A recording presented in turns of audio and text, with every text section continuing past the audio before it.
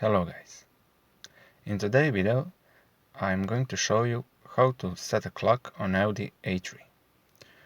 First you have to press the board menu button and you will get this menu. You move in the menu by pressing up or down.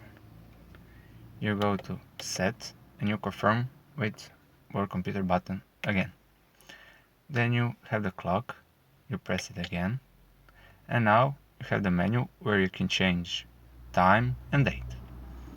By pressing board menu computer, you can now move clock,